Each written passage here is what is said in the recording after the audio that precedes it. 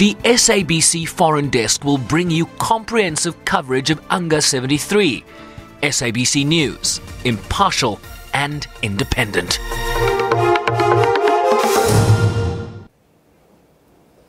World leaders will gather in New York for the annual General Assembly this week. South African President Cyril Ramaphosa will make his first appearance since becoming head of state of the second largest economy on the continent. President Ramaphosa's trip to the UN comes at a time where South Africa is preparing to take its non-permanent seat in the Security Council from January. Earlier, we spoke to presidential spokesperson Khusela Diko.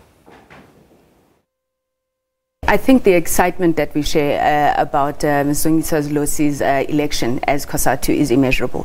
Her election is a victory for women, it's a victory for black women, but I think it's a victory for South Africans as a whole, because I think it starts to move us from a position where we should stop talking about the first woman. It should be accepted that she's a leader in her own right. She has proven herself over time, and it's only natural that she would ascend to that position. So I think the president did say yesterday that it's an affirmation that women have arrived and they can occupy those spaces, which are their rightful places in the front of the struggle. So we're very proud of Comrade Losi. Hear, hear. So now let's talk about the president going to the United Nations General Assembly. It's his first time as head of state. What do you think is going to be his key communication to the multilateral body? Well, this is a very historic United Nations General Assembly. I mean, it's the 73rd, but what makes it absolutely special for us as South Africans is that it will join the people of South Africa, the people of Africa, and indeed other multilateral bodies like the AU and the non-aligned movement in celebrating the legacy of Dr. Nelson Mandela. So as President Ramaphosa goes there in his maiden address, when he delivers his maiden address, he will be speaking about how South Africa is taking forward that legacy of Dr. Nelson Mandela, especially as it relates to issues of conflict resolution in line with the African Union's agenda to silence the guns by 2020.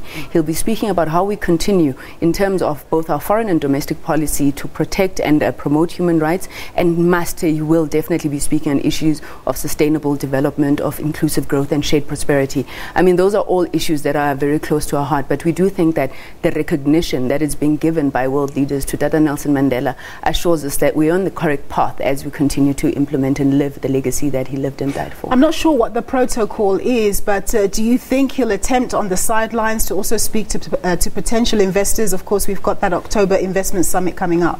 Yes, as part of our messaging is the fact that South Africa is open for business. Earlier this year, the president launched his ambitious program to raise $100 billion in investment over the next 5 years.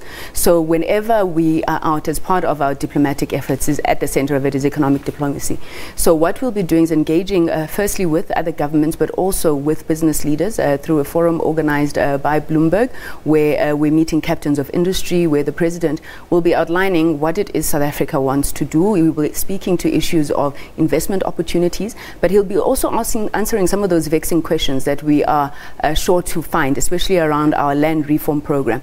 I think assuring business leaders in the world in general that South Africa will once again find a solution to its challenges. Land reform is one of our burning platforms. So as we look to rebuilding our economy, we need to make sure that we continue on our path of land reform for sustainability and transformation of our economy.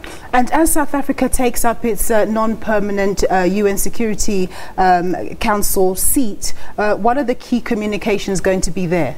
Well, the president will, on the sidelines of the UN, be meeting with other countries that have been elected onto the non-permanent seats of the UN Security Council. It's our third tenure there, and this one we are intent on ensuring that it focuses on conflict resolution, especially on the African continent. But beyond just conflict resolution, perhaps trying to deal with some of the underlying root causes of such conflicts, issues of inequality, issues of uneven development, and ensuring that those matters get the attention of the Security Council. The SABC Foreign Desk will bring you comprehensive coverage of UNGA 73. SABC News, impartial and independent.